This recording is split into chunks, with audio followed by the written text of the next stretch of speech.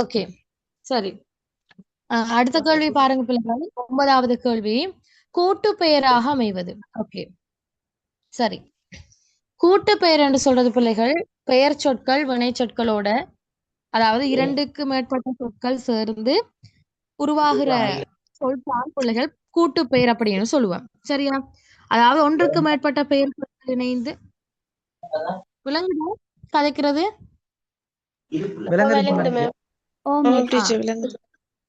மைக்கம் open on பண்ணிட்டு அப்படியே இருக்காங்க. சரி, இப்ப கூட்டு பெயர் என்று சொல்றது பிள்ளைகள் 1க்கு மேற்பட்ட சொற்கள் இணைந்து உருவாகிற பெயர் தான் கூட்டு பெயர். சரியா?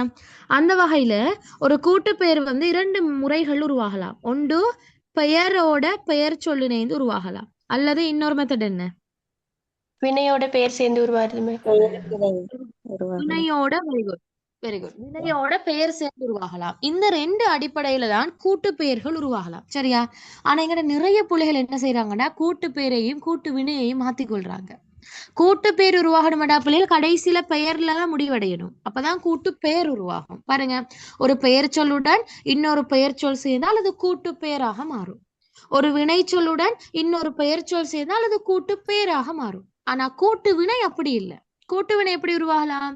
ஒரு பெயருடன் வினை சேரலாம், வினையுடன் வினை சேரலாம், இடைச்சொல்லுடன் வினை சேரலாம். அப்ப கடைசியில் அங்க எது வருது? வினை வருதுன்னு. எனவே அது கூட்டு வினை. கூட்டு வினைகள் 3 மெத்தட்ல உருவாகலாம். ஆனா கூட்டு பெயர்கள் 2 விதங்கள் உருவாகக்கூடியது. சரியா? அடிப்படையில ஓகே. இப்ப உங்ககிட்ட கேக்குறாங்க கூட்டு பெயராக அமைவது எது என்று. ஓகே, முதலாவது பாருங்க, கண்டுபிடித்தேன். சரி, முதலாவது பாருங்க பிள்ளைகள், கண்டுபிடித்தேன் என்றது ஒரு கூட்டு பெயரா? இல்ல. அப்ப வெரி குட். கண்டுபிடித்தேன் என்று சொல்றது பிள்ளைகள் கூட்டு வினை.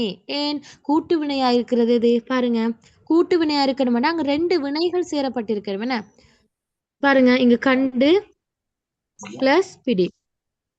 கண்டு என்பது ஒரு வினை, பிடி என்பது இன்னொரு விகுதி என்று சொல்லிட்டேன்.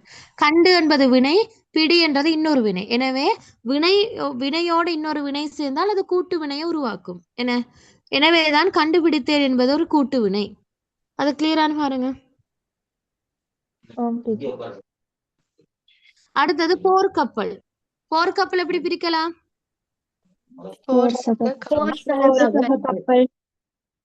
ஓகே, போர்சக கப்பல், போர்க்கப்பல். இங்க போர் என்பது எது? ஒரு பெயர் சொல். கப்பல் என்பது ஒரு பெயர் சொல். எனவே பெயரும் பெயரும் சேர்ந்த உருவாகின ஒரு கூட்டு பெயர் போர்க்கப்பல். சரி, அடுத்த கேள்வி பாருங்க, கைதிசை. கைதிசை என்றது என்ன பிள்ளைகள்? ஒரு கூட்டு பெயரா அல்லது கூட்டு வினையா?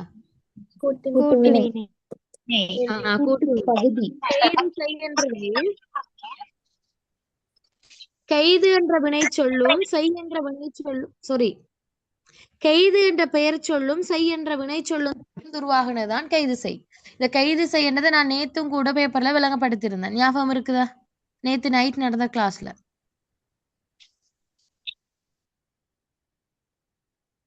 நேத்து நேத்து நைட் இல்ல, அதுக்கு முன்ன நாள் நைட் நடந்தது.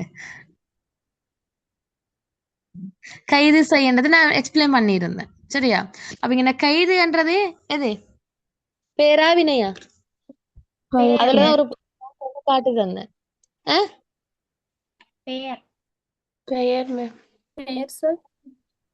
கைது என்பது என்ன? ஒரு பெயர். என்பது எதுங்கன்னா ஒரு வினைச்சொல். எனவே பெயரும் வினையும் சேர்ந்தா கூட்டு பெயர் உருவாக்குமா இல்லது கூட்டு வினையை உருவாக்குமா? கூட்டு வினை.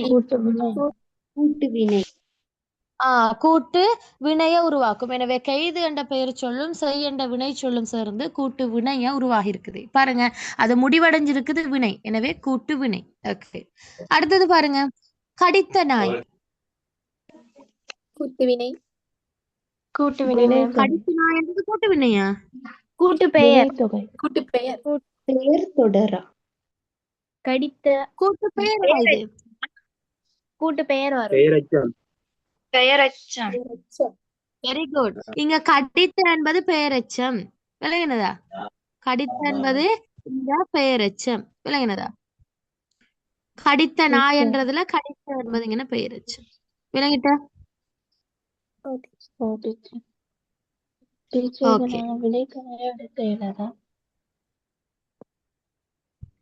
இல்ல வினைத்தொகை அடுக்கணும் மாட்டா அங்க வினை அடிதான் வரணும். கடி நாய் என்று வந்திருக்கணும்.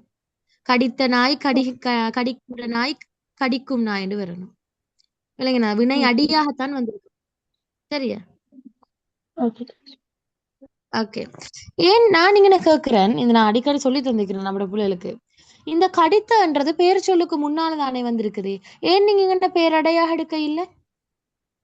அது பண்பை ஒரு காட்டு. பேர் சொல்லுக்கு முன்னால ஒரு சொல் முடிவடையாம வந்தா பேரெச்சம்.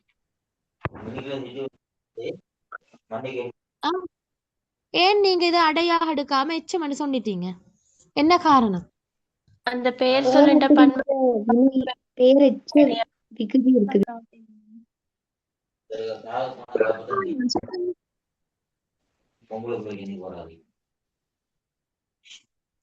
நான் சொல்லி தந்த 2 காரணங்கள் இருக்க வேணும் ஒரு அடையாக எடுக்க வேணுமா இருந்தால். இந்த நாயை வர்ணிக்க கூடியதாக இல்ல மிஸ் அது கடித்த என்பது. அதாவது பிள்ளைகள் பெயரெச்சங்களும் பெயரடைகளும் உங்களுக்கு மாற்றிப்படும் என ஒரே மாதிரி தானே வரும். ஏன்னா பெயரெச்சங்களும் பெயர் சொல்லுக்கு முன்னாலதான் வரும், அடைகளும் பெயர் சொல்லுக்கு முன்னாலதான் வரும். அப்ப நீங்க யோசிக்கலாம், நாம எதை பெயரடையா எடுக்கிறோம், எது எச்சமாக வரும் அப்படின்னு சொல்லி. அதாவது பிள்ளைகள் ஒரு பெயர் அடையாக இருக்க வேணுமா இருந்தால் அதுக்கு 2 மிக முக்கியமான நிபந்தனைகள் இருக்குது. ஒன்று, அந்த அடையாக வரக்கூடிய சொல் பெயர் சொல்லுக்கு முன்னால் இருக்க வேணும்.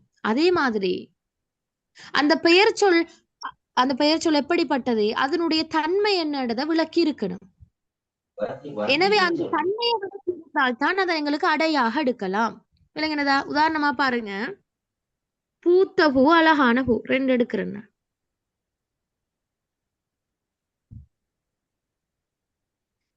இந்த பூத்தான்றதும் பூன்ற பெயர் சொல்லுக்கு முன்னாலதான் இருக்குது, அழகானன்றதும் பெயர் சொல்லுக்கு முன்னாலதான் இருக்குது. ஓகே, இப்ப நான் சொல்லிட்டேன் பெயரடையாக இருக்க வேணுமா இருந்தால் அது பெயர் சொல்லுக்கு முன்னால் இருக்க வேணும், அது ஒரு கண்டிஷன். 2வது, அந்த பெயர் சொல்லினுடைய பண்பை அல்லது தன்மையை உணர்த்தி இருக்க வேணும். சரி, இப்ப பூத்துன்றது எடுங்க. பூத்துன்றது பிள்ளைகள் பெயர் சொல்லுக்கு முன்னால் இருக்குது, ஓமா இல்ல? ஆனால் அந்த பெயர் சொல்லான பூ, அந்த பெயர் மைக் ஆஃப் பண்ணுங்க கொஞ்சம். அந்த பெயர் சொல்லான பூட தன்மை உணர்த்தி இருக்குதா, அதுல பண்பை உணர்த்தி இருக்குதா? இல்ல. எனவேதான் பெயர் சொல்லுக்கு முன்னால அந்த பெயர் சொல்லினுடைய பண்பையோ அல்லது தன்மையோ உணர்த்தாமல் இருந்தால் அது பெயரெச்சம். இப்ப அழகானன்றதை பாருங்க, அழகானன்றது பூன்ற பெயர் சொல்லுக்கு முன்னால வந்திருக்குது. அதோட அந்த பூ எப்படிப்பட்டது, அதனுடைய தன்மை என்னன்றது இந்த அழகானன்றது எடுத்து காட்டுது. அந்த பூ எப்படிப்பட்டதுன்னு நாம சொல்லுவோம், அது ஒரு அழகான பூ உண்டு. எனவே இந்த அழகான என்பது அதனுடைய பண்பை உணர்த்தி இருக்குது. எனவே இது பெயர் சொல்லுக்கு முன்னாலும் இருக்குது, அந்த பெயர் சொல்லினுடைய பண்பையும் உணர்த்தி இருக்குது. எனவே இங்கு அடையது பூத்தவா அழகானதா?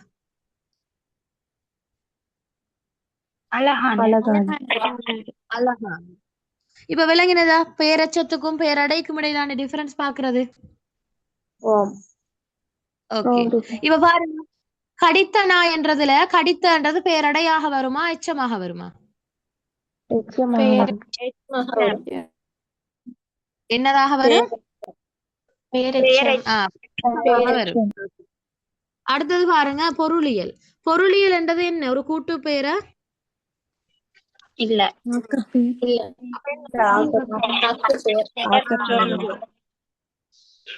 ஆக்கப்பெயர். பொருளியல் பார்ப்போம். பொருள் சக இயல்.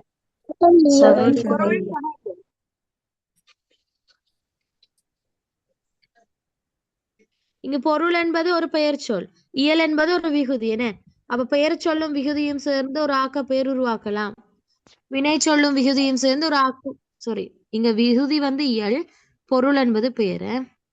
ஓகே, அப்ப பெயர் சொல்லும் விகுதியும் சேர்ந்து ஒரு ஆக்க பெயர் உருவாக்கலாம், அல்லது ஒரு வினை சொல்லும் விகுதியும் சேர்ந்து ஒரு ஆக்க பெயரை உருவாக்கலாம் என்றதை பார்த்தோம். இப்ப கிளியரா? எனவே இதுக்கு ஆன்சராக எது வரும்? ஃபோர் கப்பல். போர் கப்பல். மேம். ஓகே.